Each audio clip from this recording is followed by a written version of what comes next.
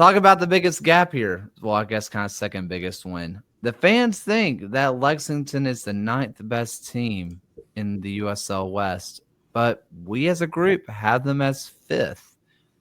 John, who they add? Actually, do we even want to say who all they added? I was gonna say, how many hours do you need to list the incoming? I think they've actually signed 25 players, but I might be wrong on that. But I mean, the losses are what they are. Like, this team was garbage in League One, so we don't really need to spend time there. But you think about like Speedy Williams coming into the midfield. I think Kendall Burks and Joe Hafferty are big additions at the back. Logan Ketterer, a familiar face for Phil, in goal there. The attacking group is interesting at a minimum. Lots of kind of younger, high talent guys. I think of Alfredo Medence, the reigning League One Young Player of the Year. Elliot Goldthorpe, who was killer in Next Pro. And then Marcus Epps making his way over to Lexington. So tons of interesting pieces here. Phil, I want to go ahead and start with you on this one, where for all intents and purposes, and I'm going to say this, I know that Lexington was in League One last year. They did have a team. By all intents and purposes, this is an expansion club.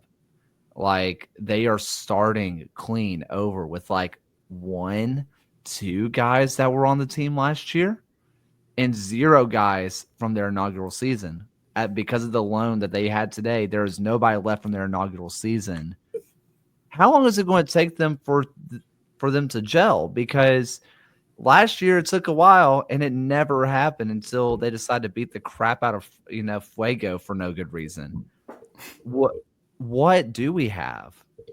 It's a good question. I mean, I think when you look across this team, the other question mark that I have in terms of building chemistry is you have some guys who have been, I don't know this for certain, but guys who have been maybe issues like at other teams.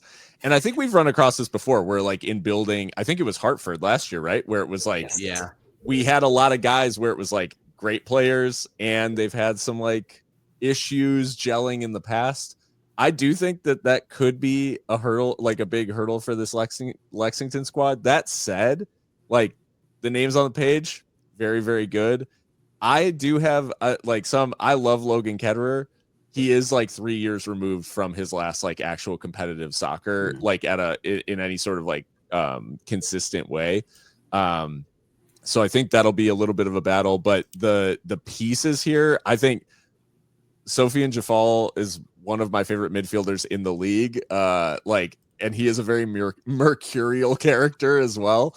So he's one of the guys that I look to where it's like, if he's happy and things are ticking, then like, I think this Lexington team can be extremely dangerous. Like they've got tons of even just looking at this chart, you can tell that they've got more depth than basically anyone else in the league, right? They've got a huge roster. And like we've seen, in maybe outside of USL, very high profile case, Chelsea, it doesn't always mean that it's going to work. So I just think they have to settle on a first or a best 11 very quickly to try to build some chemistry and consistency among those players. Because if it's going to be like you're chopping and changing every single game, then I think it's mid-season and we're like, hey, what's wrong with Lexington? Ryan, I'm so glad that Phil brought up the depth here because Lexington is the farthest east team in the West. There are more Western teams than Lexington that are in the East. And when you add on top of the fact that they are doing the U.S. Open Cup, they are doing the Jägermeister Cup, and they're having to do all the extra travel, how important is this depth for them? Because they're going to have to be doing more than anybody else. Yeah, I mean, they've really taken the Dallas Cowboys and the NFC East approach to their conference alignment. I mean, the one thing that you're going to look at, and I had circled it in my at least the 5-game preview, but there's a stretch in July and August where they have to play Phoenix, Miami, Sacramento, and Colorado Springs all on the road consecutively. Those are some brutal travel away days that will rack up a lot of frequent flyer miles, but it's part of why you have a huge roster like this where people are going to be tired. You're going to be traversing all major time zones of the United States this season. It's one of the most brutal entries into USL Championship that a team could possibly be given. But the other comparison you're going to make is going to see from when North Carolina FC made the jump from League One to the Championship. They were still a playoff team. They barely snuck into the playoffs for the Eastern Conference last year. So it shows that an expansion team, quote unquote, can do that if they make it into the Western Conference playoffs, which is where we have them ranked. John, the story of this team unfortunately begins with last season, right? Where they were horrifically bad. And at least one time a week we would say, haha, what's going on with Lexington? Or it's time to just make fun of Lexington.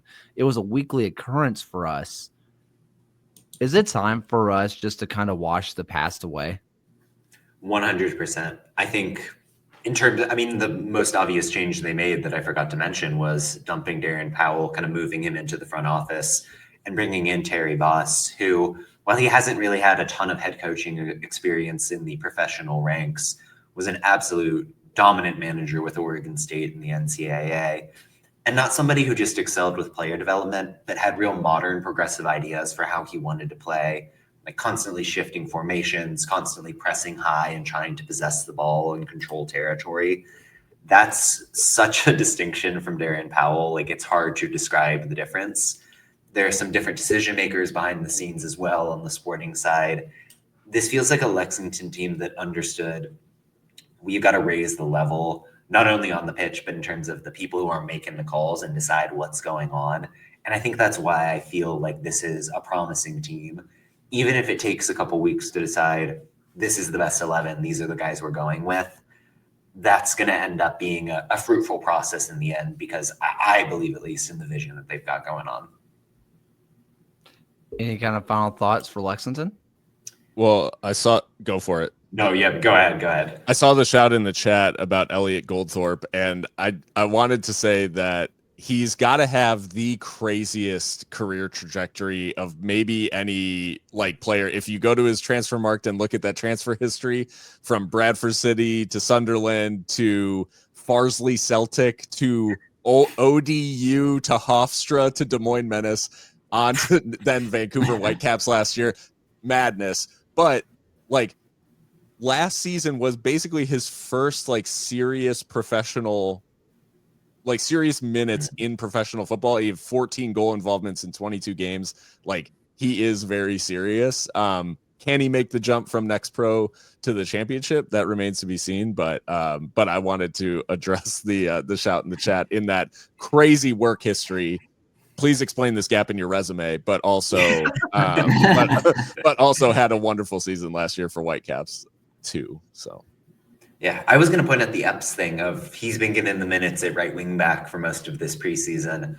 One of my favorites. I really just like watching the guy play a lot, but that's it's a spot that requires a lot of defensive responsibility out of him. He's capable. He's a player who kind of relishes the physicality of the game, but I don't know. Does Lucas Stouffer maybe take that job at some point during the season?